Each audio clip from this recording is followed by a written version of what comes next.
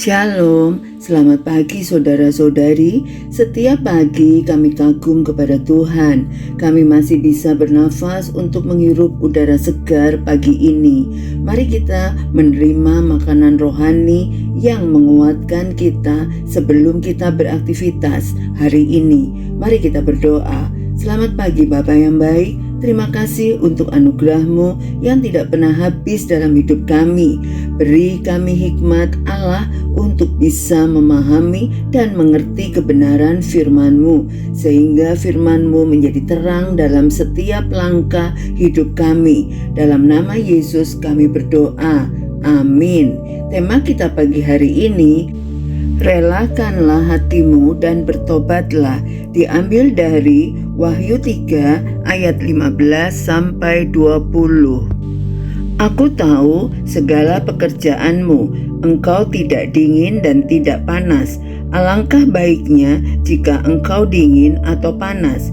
Jadi karena engkau suam-suam kuku dan tidak dingin atau panas, aku akan memuntahkan engkau dari mulutku. Karena engkau berkata, aku kaya dan aku telah memperkayakan diriku dan aku tidak kekurangan apa-apa.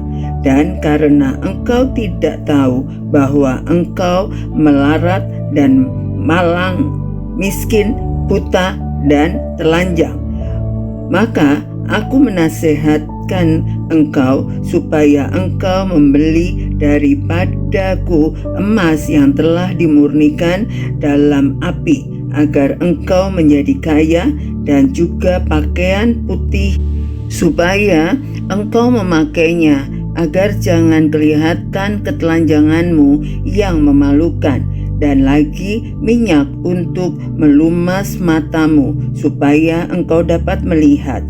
Barang siapa kukasihi, ia kutegur dan kuhajar. Sebab itu relakanlah hatimu dan bertobatlah. Lihat, aku berdiri di muka pintu dan mengetok. Jikalau ada orang yang mendengar suaraku dan membukakan pintu, aku akan masuk mendapatkannya, dan aku makan bersama-sama dengan dia, dan ia bersama-sama dengan aku. Wahyu 3 ini adalah teguran Tuhan Yesus kepada jemaat di Laodikia, jemaat yang suam-suam kuku, tidak dingin dan tidak panas. Mereka tidak menolak Tuhan, tetapi juga tidak sungguh-sungguh hidup bagi Tuhan. Inilah kondisi hati yang berbahaya. Masih merasa baik-baik saja, tetapi sebenarnya jauh dari Tuhan. Bahaya hati yang suam-suam kuku. Wahyu 3 ayat 15 sampai 16. Tuhan berkata bahwa Ia tidak menyukai keadaan ini. Mengapa? Karena tidak sungguh-sungguh mengasihi Tuhan, hidup setengah-setengah, dan tidak ada komitmen yang jelas. Tuhan rindu hati yang mengasihi Dia sepenuh hati, bukan sekedar formalitas rohani. Wahyu 3 ayat 17 sebenarnya mencerminkan hati yang merasa cukup tetapi sebenarnya kosong. Jemaat di Laodikia merasa kaya, tidak kekurangan apa-apa, tetapi Tuhan melihat miskin, buta, dan telanjang. Ini menggambarkan bahaya kesombongan rohani, merasa sudah cukup rohani padahal sebenarnya jauh dari Tuhan. Wahyu 3 ayat 19, barang siapa kukasihi, ia kutegur. Justru karena Tuhan sangat mengasihi kita, Dia menegur kita.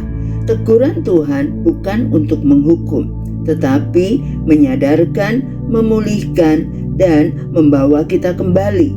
Wahyu 3 ayat 20, Yesus mengetuk hati kita. Dia tidak memaksa masuk. Ia mengetuk, menunggu respon kita.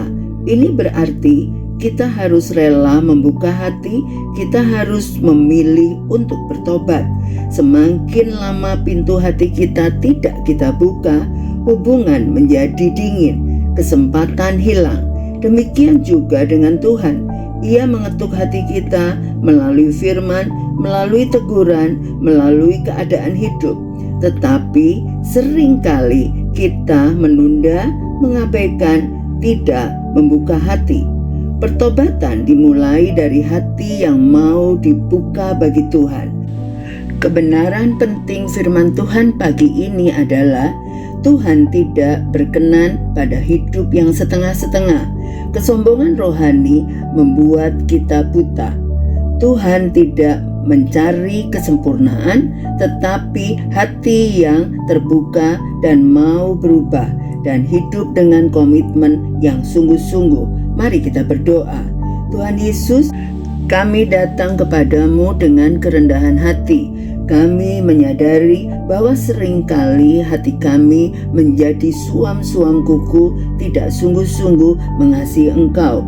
Ampuni kami, ya Tuhan, jika selama ini kami menutup hati, menunda atau mengabaikan suara-Mu.